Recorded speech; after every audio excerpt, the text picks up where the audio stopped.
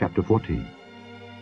For the Lord will have mercy on Jacob, and will yet choose Israel, and set them in their own land, and the strangers shall be joined with them, and they shall cleave to the house of Jacob. And the people shall take them and bring them to their place, and the house of Israel shall possess them in the land of the Lord for servants and handmaids, and they shall take them captives, whose captives they were, and they shall rule over their oppressors. And it shall come to pass in the day that the Lord shall give thee rest from thy sorrow and from thy fear, and from the hard bondage wherein thou wast made to serve, that thou shalt take up this proverb against the king of Babylon, and say, How hath the oppressor ceased, the golden city ceased? The Lord hath broken the staff of the wicked and the scepter of the rulers. He who smote the people in wrath with a continual stroke, he that ruled the nations in anger, is persecuted, and none hindereth. The whole earth is at rest and is quiet. They break forth into singing. Yea, the fir trees rejoice at thee, and the cedars of Lebanon, saying, Since thou art laid down, no feller is come up against us. Hell from beneath is moved for thee to meet thee at thy coming. It stirreth up the dead for thee, even all the chief ones of the earth. It hath raised up from their thrones all the kings of the nations. All they shall speak and say unto thee, Art thou also become weak as we? Art thou become like unto us? Thy pomp is brought down to the grave, and the noise of thy vials. The worm is spread under thee, and the worms cover thee. How art thou fallen from heaven, O Lucifer, son of the morning? How art thou cut down to the ground, which didst weaken the nations? For thou hast said in thine heart, I will ascend into heaven, I will exalt my throne above the stars of God. I will sit also upon the mount of the congregation in the sides of the north. I will ascend above the heights of the clouds, I will be like the Most High. Yet thou shalt be brought down to hell, to the sides of the pit.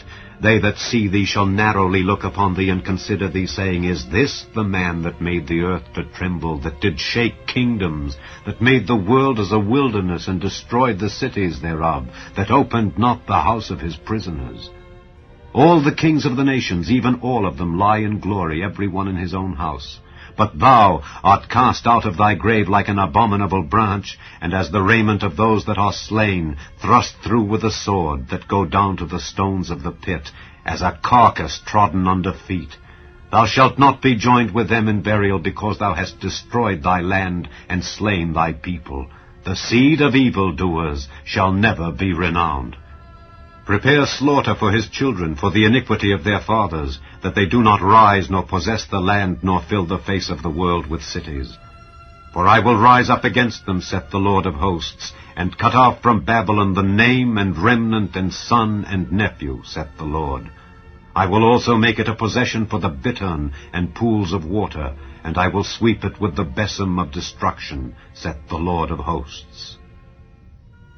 The Lord of hosts hath sworn, saying, Surely as I have thought, so shall it come to pass, and as I have purposed, so shall it stand, that I will break the Assyrian in my land, and upon my mountains tread him under foot. Then shall his yoke depart from off them, and his burden depart from off their shoulders. This is the purpose that is purposed upon the whole earth, and this is the hand that is stretched out upon all the nations. For the Lord of hosts hath purposed, and who shall disannul it? And his hand is stretched out, and who shall turn it back? In the year that King Ahaz died was this burden. Rejoice not thou, whole Palestina, because the rod of him that smote thee is broken. For out of the serpent's root shall come forth a cockatrice, and his fruit shall be a fiery flying serpent. And the firstborn of the poor shall feed, and the needy shall lie down in safety. And I will kill thy root with famine, and he shall slay thy remnant. Howl, O gate, cry, O city, thou, whole Palestina, art dissolved. For there shall come from the north a smoke, and none shall be alone in his appointed times. What shall one then answer the messengers of the nation? That the Lord hath founded Zion, and the poor of his people shall trust in it. Chapter 15. The burden of Moab. Because in the night Ar of Moab is laid waste and brought to silence. Because in the night Kir of Moab is laid waste and brought to silence. He is gone up to Bajith and to Dibon, the high places, to weep. Moab shall howl over Nebo and over Medeba. On all their heads shall be baldness, and every beard cut off. In their streets they shall gird themselves with sackcloth. On the tops of their houses and in their streets every one shall howl, weeping abundantly. And Heshbon shall cry, and Elealeh, their voice shall be heard even unto Jahaz. Therefore the armed soldiers of Moab shall cry out, his life shall be grievous unto him. My heart shall cry out for Moab. His fugitives shall flee unto Zoar, an heifer of 3 years old. For by the mounting up of Luhith, with weeping shall they go it up. For in the way of Horonaim they shall raise up a cry of destruction. For the waters of Nimrim shall be desolate, for the hay is withered away, the grass faileth, there is no green thing. Therefore the abundance they have gotten, and that which they have laid up, shall they carry away to the brook of the willows. For the cry is gone round about the borders of Moab, the howling thereof unto Eglaim, and the howling thereof unto Beer-elim. For the waters of Dimon shall be full of blood, for I will bring more upon Dimon, lions upon him that escapeth of Moab, and upon the remnant of the land. Chapter 16. Send ye the lamb to the ruler of the land from Selah to the wilderness, unto the mount of the daughter of Zion. For it shall be that as a wandering bird cast out of the nest, so the daughters of Moab shall be at the fords of Arnon. Take counsel, execute judgment, make thy shadow as the night in the midst of the noonday. Hide the outcasts, bewray not him that wandereth. Let mine outcasts dwell with thee, Moab. Be thou a covert to them from the face of the spoiler, for the extortioner is at an end, the spoiler ceaseth, the oppressors are consumed out of the land. And in mercy shall the throne be established, and he shall sit upon it in truth in the tabernacle of David, judging and seeking judgment, and hasting righteousness. We have heard of the pride of Moab. He is very proud, even of his haughtiness and his pride and his wrath. But his lies shall not be so. Therefore shall Moab howl for Moab, every one shall howl. For the foundations of Kir-hareseth shall ye mourn. Surely they are stricken. For the fields of Heshbon languish, and the vine of Sibmah. The lords of the heathen have broken down the principal plants thereof. They are come even unto Jazer, they wandered through the wilderness. Her branches are stretched out, they are gone over the sea. Therefore I will bewail with the weeping of Jazer the vine of Sibmah. I will water thee with my tears, O Heshbon and Elealeh. For the shouting for thy summer fruits, and for thy harvest, is fallen. And gladness is taken away, and joy out of the plentiful field. And in the vineyards there shall be no singing, neither shall there be shouting. The treaders shall tread out no wine in their presses. I have made their vintage shouting to cease. Wherefore my bowels shall sound like an harp for Moab, and mine inward parts for Kir-haresh. And it shall come to pass, when it is seen that Moab is weary on the high place, that he shall come to his sanctuary to pray, but he shall not prevail. This is the word that the Lord hath spoken concerning Moab since that time. But now the Lord hath spoken, saying, Within 3 years, as the years of an hireling, and the glory of Moab shall be contemned with all that great multitude, and the remnant shall be very small and feeble. Chapter 17. The burden of Damascus. Behold, Damascus is taken away from being a city, and it shall be a ruinous heap. The cities of Aroer are forsaken. They shall be for flocks which shall lie down, and none shall make them afraid.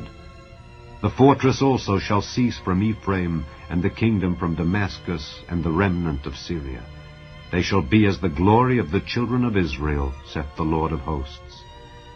And in that day it shall come to pass that the glory of Jacob shall be made thin, and the fatness of his flesh shall wax lean. And it shall be as when the harbestman gathereth the corn, and reapeth the ears with his arm. And it shall be as he that gathereth ears in the valley of Rephaim. Yet gleaning grapes shall be left in it, as the shaking of an olive tree, 2 or 3 berries in the top of the uppermost bough, 4 or 5 in the outmost fruitful branches thereof, saith the Lord God of Israel. At that day shall a man look to his Maker, and his eyes shall have respect to the Holy One of Israel.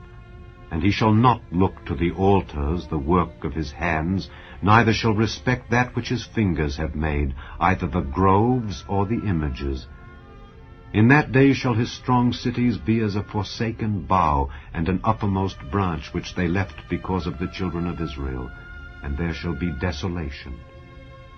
Because thou hast forgotten the God of thy salvation, and hast not been mindful of the rock of thy strength, therefore shalt thou plant pleasant plants, and shalt set it with strange slips. In the day shalt thou make thy plant to grow, and in the morning shalt thou make thy seed to flourish.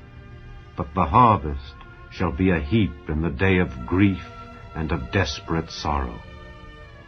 Woe to the multitude of many people which make a noise like the noise of the seas, and to the rushing of nations that make a rushing like the rushing of mighty waters. The nations shall rush like the rushing of many waters, but God shall rebuke them, and they shall flee far off, and shall be chased as the chaff of the mountains before the wind, and like a rolling thing before the whirlwind. And behold, at evening tide, trouble, and before the morning he is not. This is the portion of them that spoil us, and the lot of them that rob us. Chapter 18. Woe to the land shadowing with wings, which is beyond the rivers of Ethiopia, that sendeth ambassadors by the sea, even in vessels of bulrushes upon the waters, saying, Go, ye swift messengers, to a nation scattered and peeled, to a people terrible from their beginning hitherto, a nation meted out and trodden down, whose land the rivers have spoiled.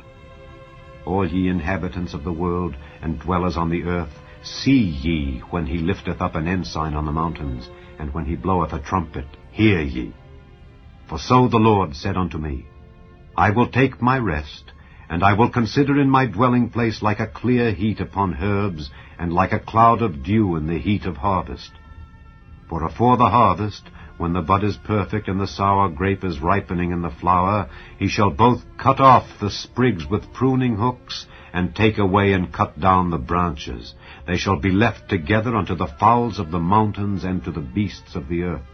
And the fowls shall summer upon them, and all the beasts of the earth shall winter upon them.